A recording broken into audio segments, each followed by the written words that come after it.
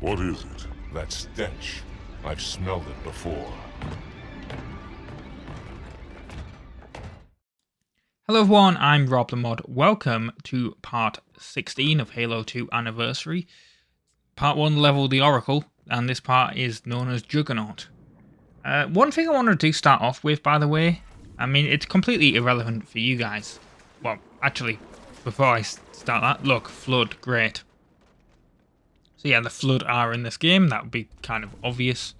This is a Flood containment facility where the Heretics have took over, which is really nice. And yeah, this level, if it's not obvious, is technically the second part of the previous level.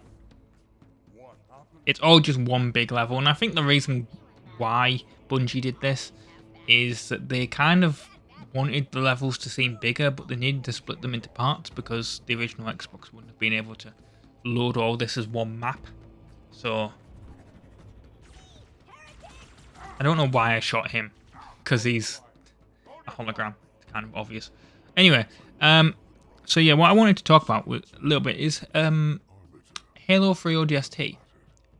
I wasn't sure when I was going to do it because obviously it's going to be after Halo 3, although technically it takes place now. You know, in this bit between Metropolis and Delta Halo, which is the next Chief level. Technically it takes place between that, so really if we're being correct, if we're being lore accurate, I should really just be recording it now and then releasing it and then coming back to Halo 2. That's not how that's going to work, obviously. I don't know if it's going to be after this or if it's going to be after Halo 3. I mean, lore-wise it makes sense to be after this. Release date wise, it makes sense to be, you know, obviously after Halo 3 because that's how it worked.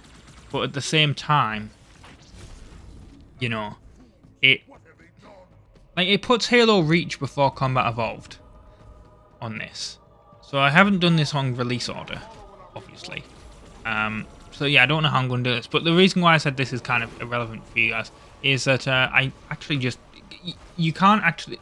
On the Master Chief Collection, if you get on PC, you get ODST and you get Reach with it, I believe. 99.9% sure that's the case. But on Xbox One, on Series X, you do have to download them separately, because they never originally came with the game, they're DLCs, so you had to buy them. And they were always like 10 quid each, and it might have even been a little bit more, to be honest. And I was kind of like, don't really want to do them until I you know, I don't really want to play them or purchase them until I actually need to do them. And I didn't actually purchase Reach, it was part of Game Pass. Now some people are like, you don't have Game Pass. I do, well, not now, but I used to have Game Pass. I let my subscription for it expire. I will probably let it renew it technically next year once I let my PlayStation Plus expire. That's the way I'm doing it. So I've currently got PlayStation Plus Extra, and then I'll go back to Game Pass, and then I'll go back to PlayStation Plus, and that's the way I'm going to be doing it basically. But yeah, so I wasn't technically I wasn't able to play ODST, but I was actually on this, and I don't know why. I guess technically a bit of luck. I clicked on ODST and it was like, oh, you need to go on the store to purchase it. So I was like, okay, let's just have a look to see how much it is. And amazingly, the DLCs for this game were 75% off. So ODST actually only cost me £1.75. And I haven't picked up Reach again yet, but I'm going to. Because it's got another 2 weeks on the sale. But that was only 2 quid. So I was like, you know what? I will probably pick them both up. Picked one of them up. So we will definitely have the ODST remaster. We've already had the Reach remaster. Don't know why I zoomed into the Elite's arse. But I did. Anyway, also, we're on this elevator. Prepare for a lot of elevators. Well, not really a lot. People say there's a lot of elevators in this game. I don't really think there is a lot of elevators. There's a lot of things that you have to stand on and just wait for them to complete the movement. But I wouldn't really say there's a lot of elevators. There's gondolas and there's, well, it's mainly gondolas, to be honest. But yeah, basically you stand on these and you just effectively dealing with waves and waves and waves of enemies. So you got sentinels and you got flood. Now, if you're lucky, you'll get sentinels and flood together at certain points, and you can use that to hide and let them pick each other off, and then, you know, take out the stragglers at the end. I also think you're supposed to have a few more elites with you on this bit, but unfortunately for me, they all died. And unfortunately for this guy, he is going to die at the end, once we get towards the bottom. Although I think the room that he dies in, I think they're all supposed to die in there anyway, because there's just way too many flood.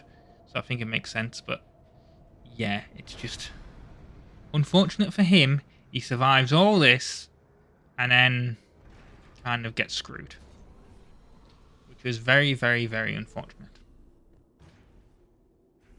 Yeah, there was a lot of people complaining, obviously, still people complaining about how slow and like boring this section is. I mean, you can see, like, there was bits here, like where I'm looking, right? I mean, I believe it's known, like, in speedrunning, they found something recently, well, not recently, but like a couple of years ago, called the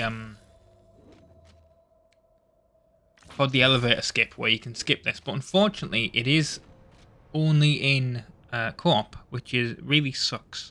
At least it's only in co-op to my knowledge. Maybe in single player.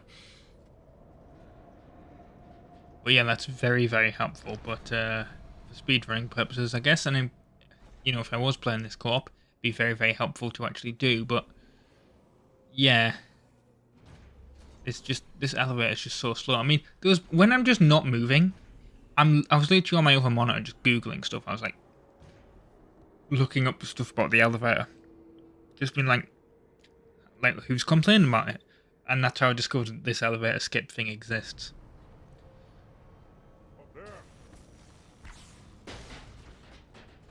And I get a little bit shocked from like the sentinels actually shooting me when they finally come out.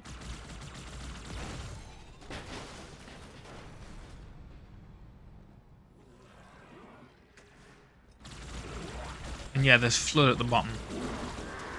What didn't help is I actually got all the way down here and then the flood killed me. Because my shields didn't recharge in time. Which was really, really annoying. I also could have literally just left the sentinel, but I wanted to take it out. There we go. And then there's some more flood, just for good measure. I mean, look how much bullets these guys take.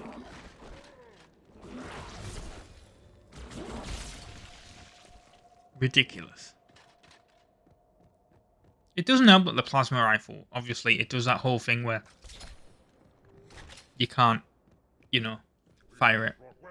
There's some old graphics comparison for you, by the way. When we get to Gravemind, you actually see me doing it a lot. And I'll explain more when we're actually doing Gravemind, but that, I mean, those of you who know probably know the reason why. I would be going back to the old school graphics on that level, but yeah, if you didn't know... Well, actually, no, I may as well just tell you now. I mean, this is a room that I was on about where there's just so many. I know it doesn't look like it at the moment, but like, they're just going to come bursting through the room. In waves again. But yeah, in Gravemind, it's where there's a few things that they had to change with the anniversary version where they lost the rights to certain things. I mean, Gravemind, I guess, is the main like level where there's changes.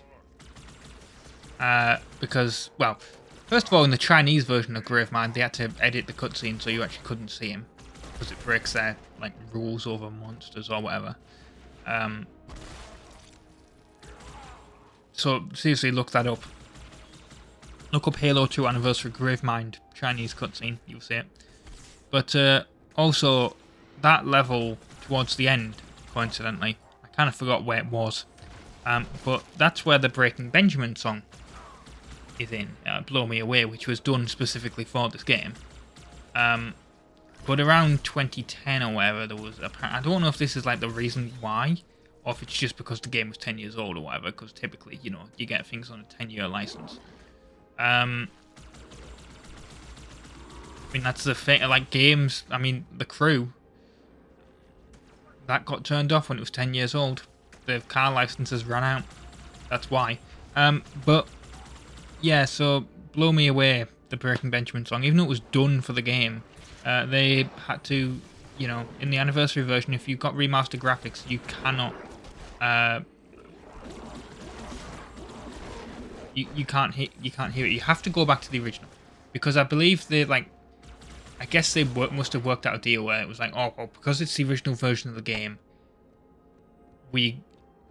I'm assuming that was a licensing issue. They wouldn't license it again for like the anniversary version, but they had to allow it in the original version of the game. So if you go back to the original version of the game, in that section you will get the Breaking Benjamin song. But, you know, and it's a major part of the scene as well, which is kind of what's annoying.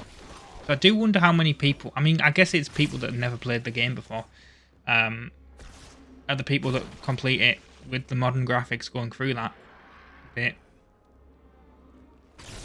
But yeah, there was a whole lawsuit over like who owned the song. Nothing to do with Microsoft or whatever, but like the drummer or something. I need to look it up again, but like one of the band members filed for like wrongful dismissal or something from the band, and then was like, oh, I wrote the song and I never got credit. And then, so presumably he actually owns the rights to the song, and that's why it couldn't be like relicensed for the anniversary version or something. I don't know. It's kind of awkward, but it is still in the game technically, so yeah, if you're unaware of that, make sure to, I mean, I'm going to have to retell the story again when we get to Gravemind, but yeah, once we go to Gravemind, you will see me switching stuff like that. You will see me switching the to the regular original graphics, just to figure out. Oh, by the way, I thought this was a button. It's actually a terminal. I skipped the terminal footage because you don't really need to see it. But unfortunately, what happened is I got this achievement, and then I kind of died later, and that was where it saved the checkpoint. So you don't see the end of the achievement unlocking.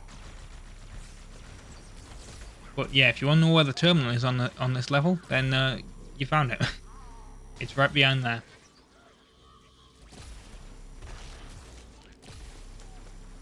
I think that might be the only terminal achievement I've got in Halo 2 Anniversary. Maybe at some point in the future I'll go around and do the terminal. No. But yeah, this is what I was talking about how many bloody flood there is. Like I said, it was absolutely ridiculous. My guy that was with me has already died. In fact, I'm pretty sure there's a section where, I mean, it just looks this way on my screen. And I've explained before, with it being 4K, it is all saturated and all that, so it can mess up the colours a little bit. But it definitely looked like he was fighting with me, but his enemy reticle was red, so I think he was in the process of being consumed by the flood.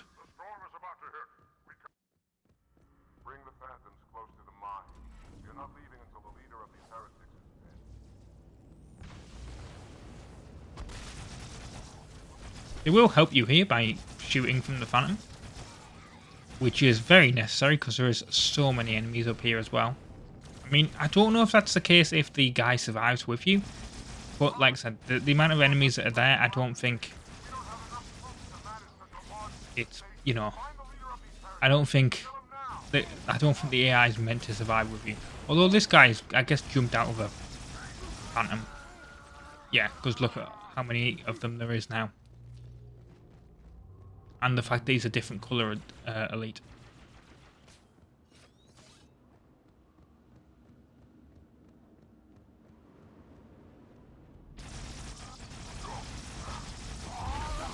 It just feels so weird, like weird killing these guys when you technically know the correct. But yeah. Now we are going to get a very short cutscene once we enter this, well, not once we enter this building. Once we kill all the enemies in the room. We're going to get a very short cutscene. But it's not the... well, it'll be the end of the video. There'll be a short little gameplay bit afterwards. But... yeah, it's not the end of the level. So you do that and I mean, I suppose you actually can't kill him. That would make sense. Although that would be a hell of a skip, wouldn't it, if you just managed to actually kill him? Just the level ended. I made it here, actually, and then died, which really sucked. That's what actually... that bit with the achievement, that really annoyed me. This will save me from the storm, but you will be consumed. Arbiter, where is he? Stinking floodbait boxed himself in tight. We'll never break through this. Then we shall force him out. How? The cable. I'm going to cut it. Get everyone back to the ships. Obviously, when that happened, there wasn't a checkpoint, because I was just kind of running through and ignoring a lot of the enemies. Just getting into the room and then... like, I'll take everyone out and it'll be fine. Get the cutscene to load and then... you know... move on. But that's not what happened, because I ended up dying, like I said. There's too many enemies. So yeah, the next part of the level actually starts once we climb this section up here. Once we go up the elevator that we're going to get to.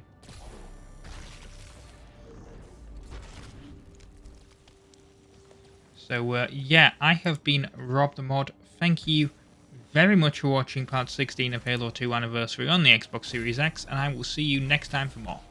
Ta-ra.